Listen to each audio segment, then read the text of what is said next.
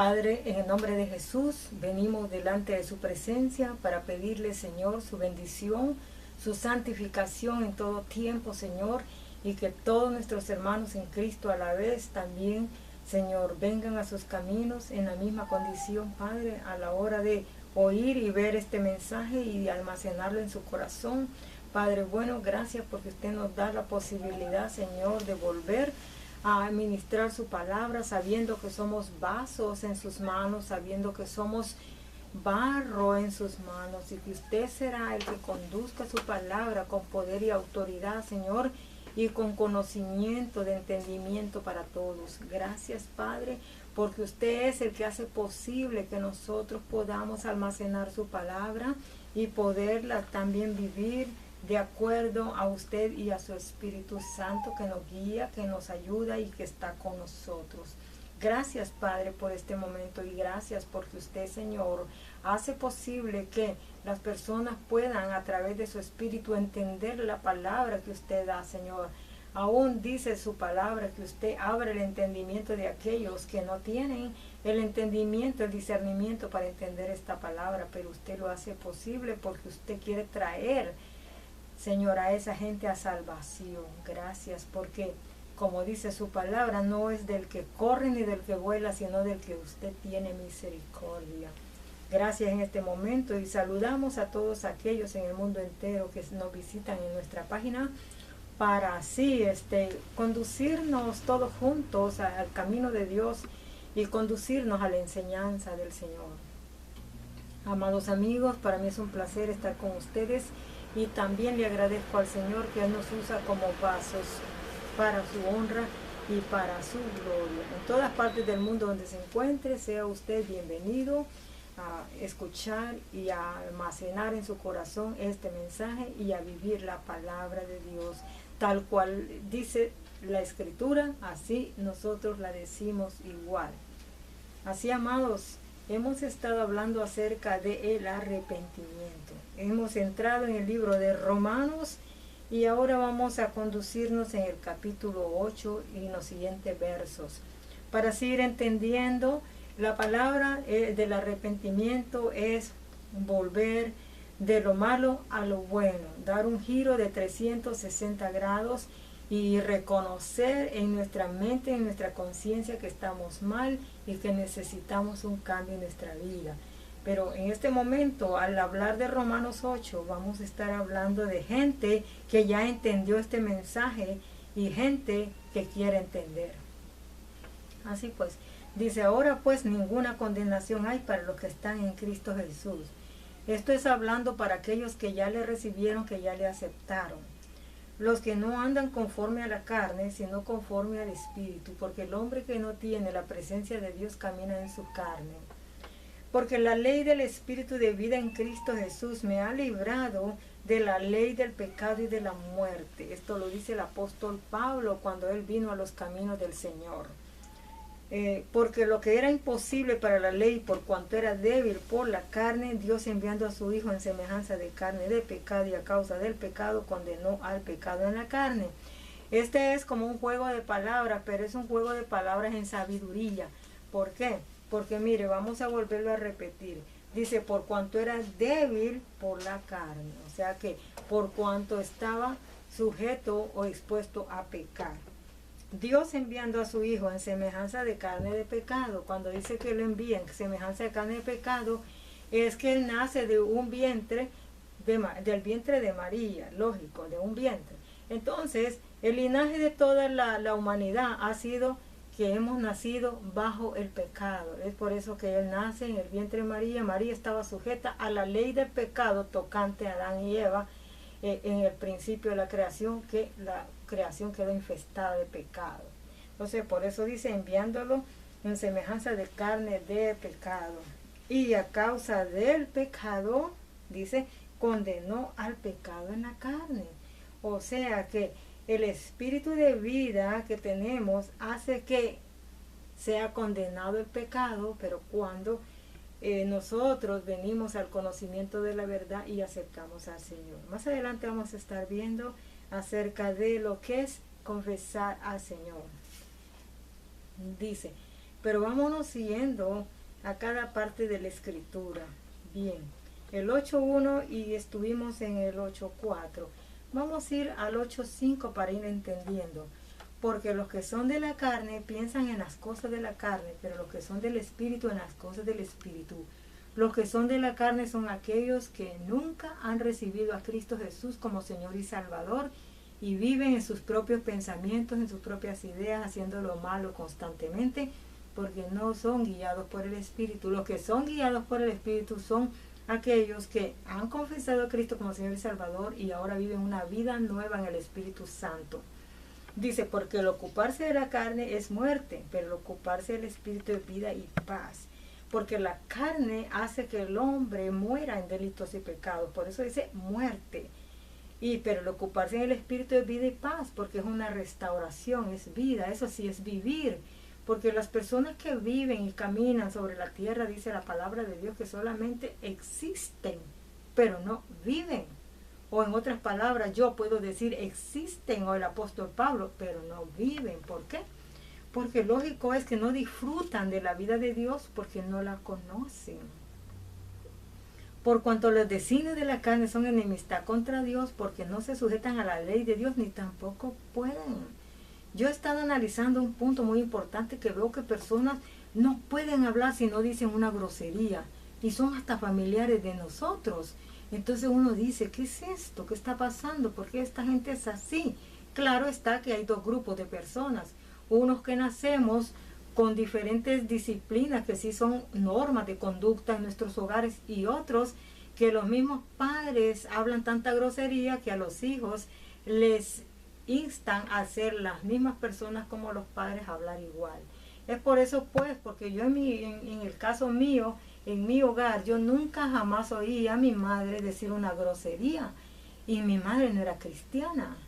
Inclusive mi madre pues se perdió, nunca fue cristiana. Pero he oído a otros que no pueden decir nada si no van diciendo un vocifero de palabras inútiles, palabras que los corrompen, palabras que los llenan de tanta contaminación delante de Dios y de su alma. Bien, veamos lo que sigue.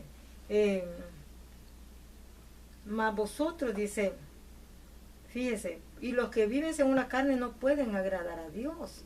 Mas vosotros no vivís según la carne, sino según el Espíritu. Si es que el Espíritu de Dios mora en vosotros, y si alguno no tiene el Espíritu de Cristo, no es de él. Dice, pero si Cristo está en vosotros, el cuerpo en verdad está muerto a causa del pecado, mas el Espíritu vive a causa de la justicia. Porque cuando vivimos en Cristo Jesús, nosotros entendemos que la ley del pecado nos lleva a hacer lo malo ante Dios y por lo tanto no se vive en la ley de Dios ni en esa justicia de Dios. Pero cuando sí se vive, por eso dice ahí que esos son los resultados. Pero si Cristo está en vosotros, el cuerpo en verdad está muerto a causa del pecado, mas el Espíritu vive a causa de la justicia. Vuelvo a repetir. Dice, el cuerpo en verdad está muerto cuando la gente vive en delitos y pecados. Usted mira que la humanidad camina y usted dice, es un ser vivo, ciertamente que es vivo, pero está muerto en delitos y pecados, no conoce a Dios.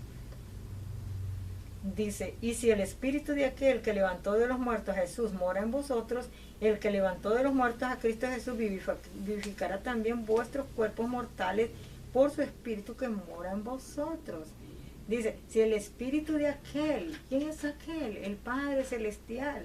Dice, si el Espíritu de aquel que levantó de los muertos, aunque aquí la palabra Espíritu es mayúscula, entonces quiere decir el Espíritu Santo, que lo levantó ¿de dónde? De entre los muertos, cuando se levantó al tercer día Jesucristo, porque por el poder del Espíritu Santo es que Él se levantó de entre los muertos.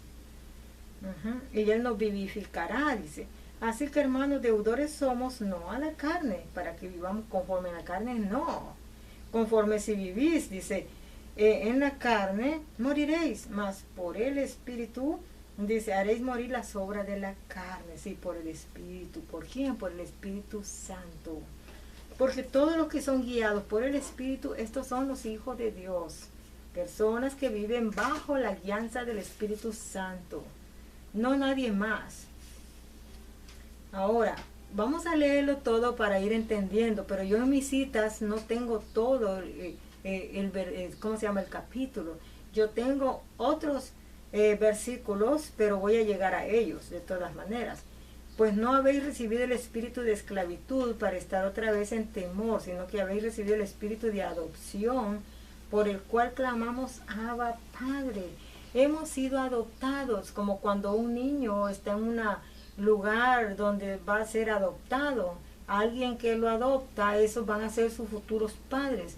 Entonces ellos van a cuidar de ese niño porque lo van a adoptar, le van a dar todos los derechos que ellos le van a legar a ese niño, sean herencias, sea una vivencia en su casa y una buena vida, o dependiendo, ¿verdad? Porque son muy pobres, pues no van a poder dar todo lo que puedan, pero al menos el niño no va a estar en un foster home.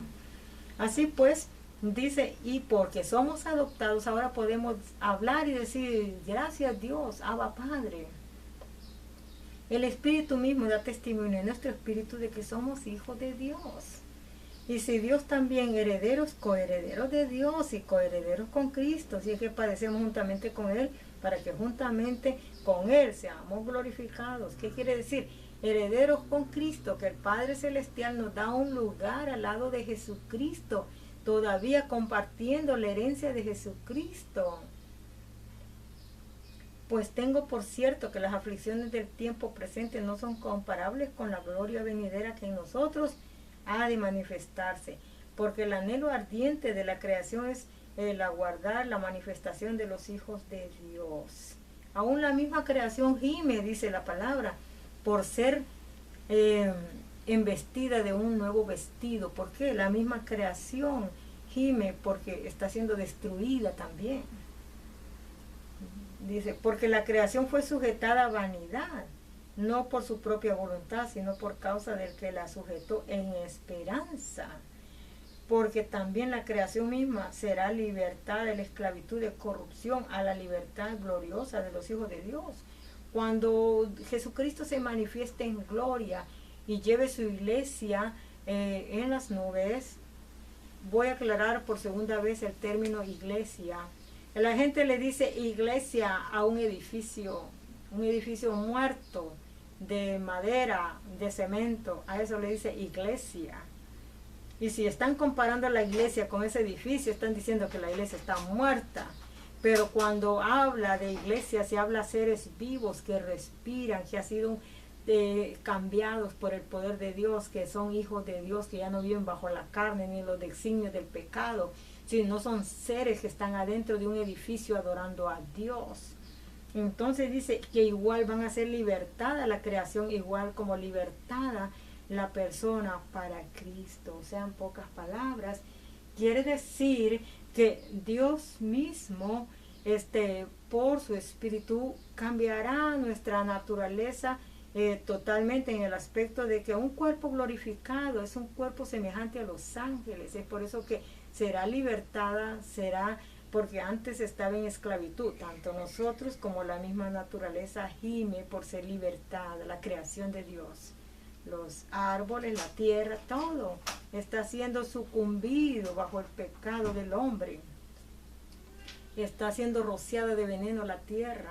Todos los animalitos están sufriendo. Nosotros como seres humanos estamos siendo envenenados con tantas sustancias químicas que le ponen a las frutas, a las verduras. Esa llamada, un químico que le llaman Roundup, es lo que les ponen a las verduras, le rocían desde arriba en helicóptero. Ese es lo mismo que están rociando plomo desde allá del firmamento, en esas nubes que usted mira blancas, que no son nubes de Dios, no son creación de Dios esas nubes, sino del hombre. Es puro veneno. Entonces, como usted mira, eso nos está llevando a que dice que seremos libertados todos juntos, ¿sí? Porque el mismo hombre está contaminando la tierra. Ese hombre que no ha nacido de Dios, ese hombre es perverso y está destruyendo la creación de Dios, y él mismo se destruye a sí mismo, porque en su maldad no mira que lo mismo que él tira para arriba, ese mismo lo traga él también. Ahora vamos a otro punto. Porque sabemos que toda la creación gime a una y aún está con dolores de parto hasta ahora. Y no solo ella, sino que también nosotros mismos que tenemos las primicias del Espíritu, nosotros también gemimos dentro de nosotros mismos esperando la adopción, la redención de nuestro cuerpo. Mientras vivimos en este cuerpo, el Espíritu Santo vive dentro de nosotros. Pero cuando Cristo venga en gloria, entonces ahí se va a terminar de firmar el sello de nuestra vida, de ser adoptados totalmente y también de ser redimidos por la sangre de Cristo. Porque ahora es una semejanza de lo que ha pasado, pero una semejanza de poder y de valor. Porque como somos guiados por el Espíritu, ya no somos las mismas personas del ayer, que andábamos en delitos y pecados. Pero dice aquí que entonces ahí se va a completar la firma, el sello, como cuando usted lleva un proceso en una corte, que hasta el final, hasta que no le dan el fallo, usted queda libre de acusación o libre de algo, sea en un hospital, cuando firma papeles, sea para comprar una casa, para comprar una aseguranza, hasta que usted ya llena todos los requisitos que se requieren, entonces ya le dan el artículo o ya lo evitan de pagar deuda o de ir a parar a la corte o de ir a una cárcel. Entonces esto es similar lo mismo, porque estamos esperando la adopción, que el Señor entonces ahora sí se completó el proceso, ya vino el Señor en las nubes. Esto es un ejemplo que estoy dando. Viene el Señor en las nubes, recoge su iglesia. Entonces al recoger su iglesia es porque ya le dio todo el derecho de adopción. Ya ahora sí, ya es completo todo. Y luego el otro es que ya entonces Él, como con su sangre pagó nuestra redención en la cruz del Calvario, entonces Él por eso reclama nuestra vida y nos lleva en el aire. ¿Por qué? Bueno, porque dice que la iglesia se levantará de la tierra hacia el Señor Jesucristo, que la espera en la nube, en el aire, allá en el firmamento, en el segundo cielo, donde están las nubes. Bien, entonces aclarado este punto, creo yo que no hay confusión. Dice, veamos más lo que dice, porque en esperanza fuimos salvos. Esperanza es que nosotros creemos sin haber visto, pero la esperanza que se ve, dice, no es esperanza, porque lo que alguno ve, ¿a qué esperarlo? Es una interrogante. Dice, pero si esperamos lo que no vemos, con paciencia lo aguardamos. Eso es creer, eso es esperar. Eso es como cuando un niño despide a su papá cuando va a trabajar en la mañana y le dice, hijo, le dice el padre, cuando regrese en la tarde te voy a traer dulces, te voy a traer un regalito. Entonces el niño está confiando y está contando hasta los minutos, dependiendo de qué tamaño está el niño, o siempre está pensando, o está siempre junto a la puerta, y está viendo que va a entrar su padre y le va a traer el regalito que dijo y le va a dar lo que dijo, los dulces. Entonces ese niño tiene esa aguardada esperanza de que vendrá su padre y le dará los dulces. Entonces él ya lo tiene, ¿cómo se llama? Ya lo tiene como en sus manos, pero está en su mente, pero cuando ya en su corazón, pero cuando ya viene el Padre, ya se hace la realidad, ya mira él los dulces y ya miró el regalo. Entonces así funciona la fe. Y la gracia de Dios, que es un regalo, es lo que nos viene a dar lo que es esa manifestación de algo visto, pero sin verlo antes. Bien, yo creo que todo está siendo aclarado. Y de igual manera el Espíritu nos ayuda en nuestra debilidad, pues que hemos de pedir como conviene, no lo sabemos, pero el Espíritu mismo intercede por nosotros con gemidos indecibles. Dice, el Espíritu Santo, Él es el que nos ayuda en nuestras debilidades. ¿Para qué? Para que no volvamos atrás al mundo a pecar. Dice, pero claro está que tenemos que buscar el rostro de Dios en oración. Tenemos que siempre, así como el ejemplo que di del niño que está esperando al Padre, entonces también nosotros así debemos de estar igual, esperando de Dios, buscando a Dios. Y también el Espíritu de Dios nos guardará de toda cosa que quisiéramos hacer que pareciera buena, pero que no es buena. Entonces ahí es donde el Espíritu de Dios rápidamente, como un ayo, como un protector, como un maestro, Él viene rápidamente y dice, no hijo, eso no es. Le habla al corazón, le hace entender que no está bien, y ahí es donde dice, lo guarda en sus debilidades. Dice, porque Él intercede por nosotros, Dios está orando por nosotros, ¿sí? Mas el que escudriña los corazones sabe cuál es la intención del Espíritu.